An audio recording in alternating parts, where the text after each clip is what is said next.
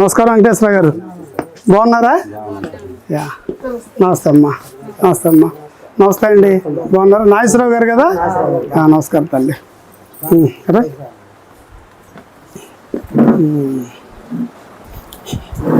ఇప్పుడు మీకు కుటుంబానికి మన వెంకటేశ్వర గారి ఆధారమా? మీరే కష్టపడి చూసుకుంటున్నారు అందరినీ. వెరీ గుడ్ అండి, ఎక్సలెంట్ ఎక్సలెంట్. మరి ఈ ఉద్యోగానికి డిఎస్సి ఉద్యోగం రావడానికి ముందు ఏం చేసేవారు? ప్రైవేట్ స్కూల్లో చేసేవారా? ఓకే, ఎంత ఇచ్చేవారండి? ఒక 15,000 వచ్చాయి ప్రైవేట్గా చదివా చేసేవారు. ఇంకా తర్వాత డిఎస్సి రాయడం. ఓకే ఓకే, అంటే ఇప్పుడు 2018లో మిస్ అయిన మీరు మళ్ళీ ఇప్పటి వరకు లేదు, మధ్యలో అదేలే జగన్మోహన్ రెడ్డి గారి హయాంలో ఒక్క పోస్ట్ కూడా తీలే. అరే అరే అరే అరే, 2018 అంటే మాకు ఆప్షన్ ఉండదు కదా సార్, అది అవును నోటిఫికేషన్ ఇచ్చాడు, అందులో పోస్టులే లేదు సార్ అసలు. సోషల్ పోస్టులు అప్పుడు చాలా డిసప్పాయింట్ అయ్యాం. అది కూడా క్యాన్సిల్ అయిపోయింది, పోస్టింగ్ జరగలే. అంటే నోటిఫికేషన్ రిలీజ్ చేశారు, అది మళ్ళీ క్యాన్సిల్ కూడా అయిపోయింది. పోస్టులు అనేవి లేవు సార్, సబ్జెక్ట్ వచ్చి 0 పోస్టులు అలా క్రియేట్ చేశారు. అది మన గవర్నమెంట్ వచ్చిన తర్వాత క్యాన్సిల్ చేశారు. మళ్ళీ మెగా డిఎస్సి ఇచ్చారు. అవును, దాని మీద రిక్రూట్మెంట్ జరగలేదు సార్. అది కూడా ఎన్నికల ముందు మామూలు జస్ట్ ఫిబ్రవరిలో అనుకుంటా, 2019 ఫిబ్రవరిలో ఒక నెల దానికి ఏదో డమ్మీ నిరుద్యోగులు మోసం చేయడానికి ఒకటి రిలీజ్ చేశారు. 0 పోస్టులు ఉన్నాయి సార్ అప్పుడు మా సబ్జెక్ట్ సార్. 2018లో 1 మార్కుతో డిఎస్సి కోల్పోయిన మీకు మళ్ళీ ఇన్నేళ్ళు పట్టింది, 7 ఏళ్ళ సుమారు 7 ఏళ్ళు పట్టింది. అది అంటే జగన్మోహన్ రెడ్డి గారు నోటిఫికేషన్ ఇవ్వకపోవడం వల్ల నేను 7 years వెయిట్ చేయాల్సి వచ్చింది. ఎట్లా సాధించారు దీన్ని? అదే సార్, నేను 2018 నుంచి కూడా మ్యారేజ్ తీసుకున్నాను సార్. అది మిస్ అయిపోయిన తర్వాత పిల్లలు పుట్టారు సార్. మార్నింగ్ స్కూల్కి వెళ్తూ ఉండేవాడిని, ఈవినింగ్ 1 hour 2 hours అలా సెట్ చేసుకుంటూ, అంటే టైం సెట్ చేసుకుని పిల్లల్ని చూసుకుంటూ ఫ్యామిలీని చూసుకుంటూ నైట్ టైం 1 hour 2 అంటే ప్రైవేట్ స్కూల్ అనేటప్పటికి మనకి అంత టైం అనేది ఉండదు సార్, పని ఒత్తిడి కూడా ఉంటుంది కాబట్టి ఆ ఉన్న టైంని చూసుకుంటూ నేను ఫ్యామిలీస్ ని కూడా కొంచెం అమ్మగారు నాన్నగారిని అంటే అటు ప్రైవేట్ ఉద్యోగం చేసుకుంటూ ఇటు పిల్లలు జాగ్రత్తగా చూసుకుంటూ, మీ భార్య ఏమో వారు అక్కడ వీడ్ హాస్పిటల్లో ఆవిడ జాబ్ చేస్తూ ఓ పక్కన ఇన్నిట్లు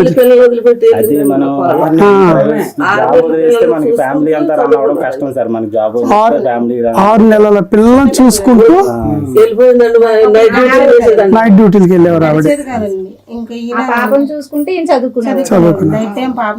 చాలా అసలు చాలా మంచి పోరాటం అండి మీది. ఈ విజయం వెనకాల చాలా నిద్ర లేని రాత్రులు, చాలా కష్టాలు.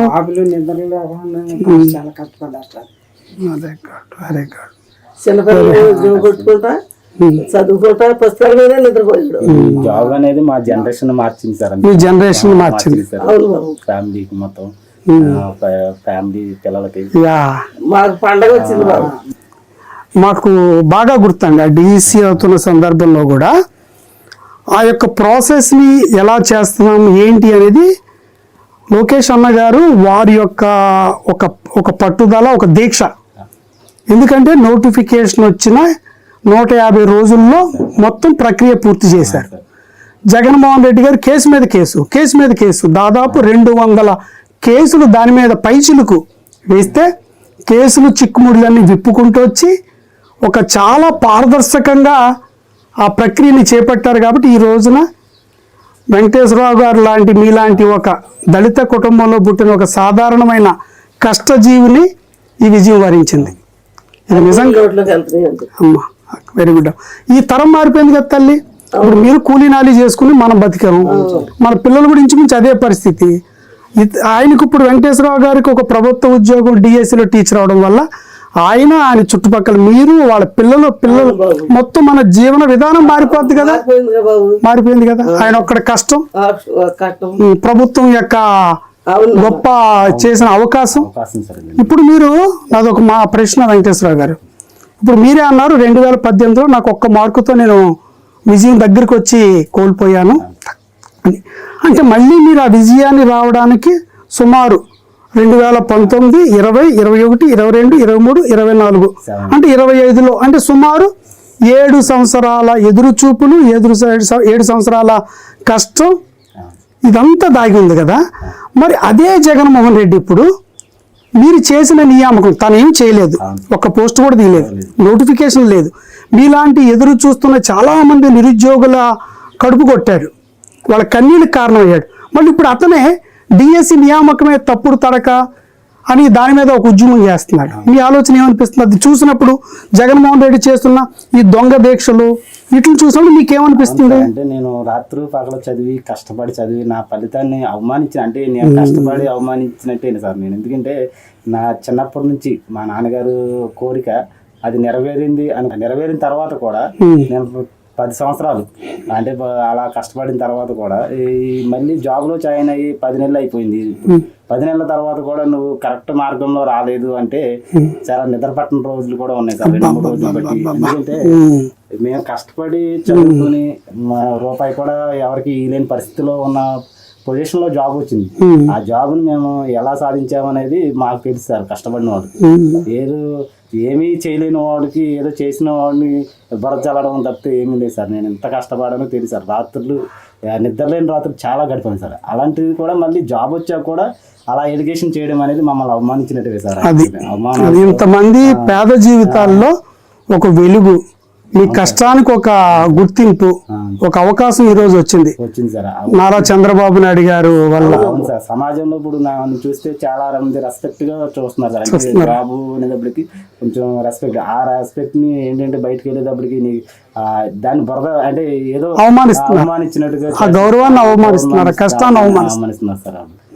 అది ఆయన చేయలేకపోయినది కూడా ఆయన మన మీద బురద చల్లుతున్నాడు. అంటే శుభ్రంగా బతుకుతున్నాము మా పేద కుటుంబం, దానికి చాలా నేను బాధపడుతున్నాను. ఏం అక్కర్లేదు వెంకటేశ్వర గారు, చంద్రబాబు నాయుడు గారు ఉన్నారు అక్కడ, నారా చంద్రబాబు నాయుడు గారు, నారా లోకేష్ గారు ఉన్నారు.